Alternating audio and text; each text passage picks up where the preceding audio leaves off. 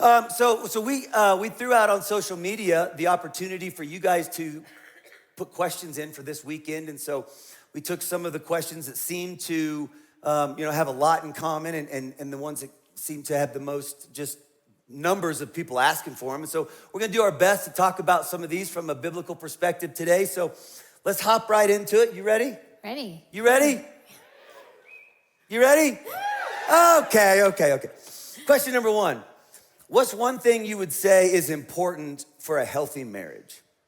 I'm gonna say something that James threw out at the very beginning of this series.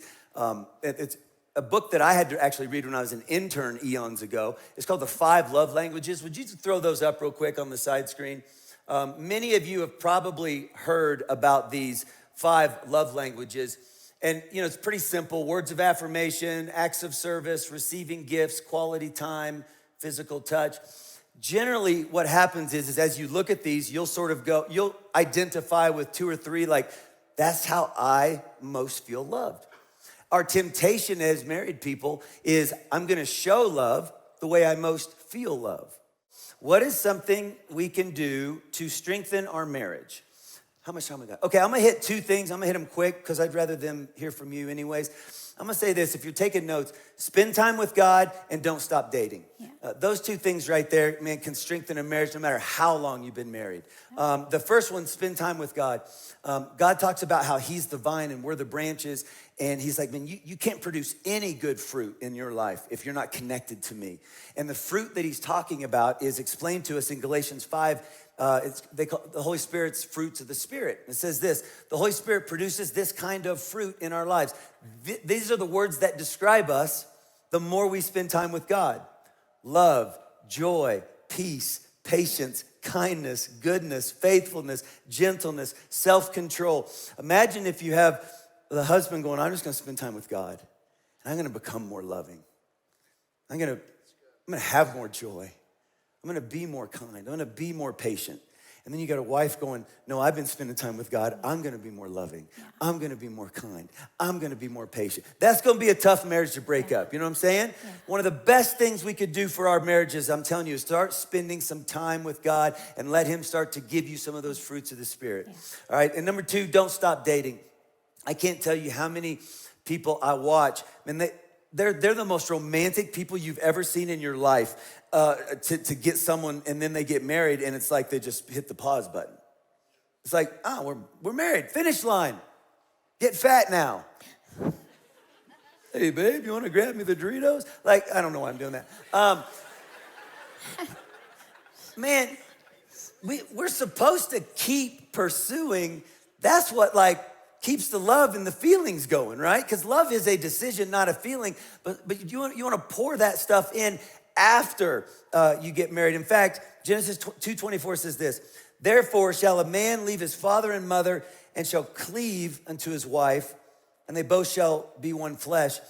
It's interesting that word cleave in the Hebrew is dabak. Listen to this definition: to retain proximity. I'm trying to keep close. To retain loyalty and affection, to continue to pursue closely. God's plan was never be super romantic, get her or him to fall in love, date, engage, get married, and then just, we're good. And just assume that the marriage is gonna just keep getting better. When we get together, we're supposed to start pursuing at that point like we never have before. Keep being romantic. Keep showing up with some surprise flowers when it's not Valentine's Day, and some surprise dates, and speaking your spouse's love language. But man, we just got to keep dating. I love what Pastor Craig said. He said, walking away from a marriage because you ran out of love is like selling a car because it ran out of gas. You don't get rid of it, you fill it back up. Decide, I am not going to quit. When you, on your wedding day, you took vows that included the words in some form or fashion, that I take you for better, for worse. And marriage is a wonderful thing, and there will be many better days, and there will be many worse days. But my encouragement to you is, on the worst days, remind yourself, okay, this day will pass. This season will pass, because first and foremost, we are committed to Christ. We're committed to each other. We're committed to growth, and therefore we can expect and believe growth will come.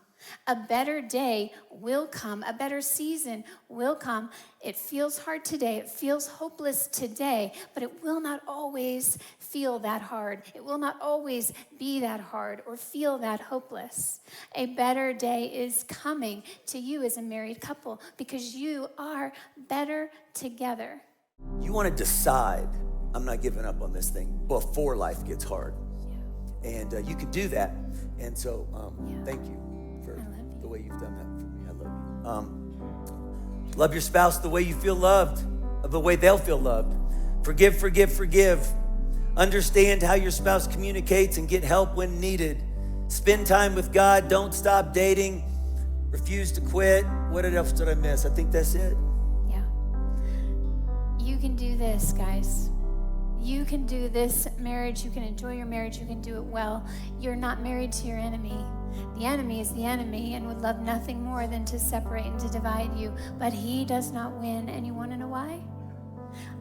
Romans 8:31. I want you to hold on to this. It says, "What then shall we say to all of these things?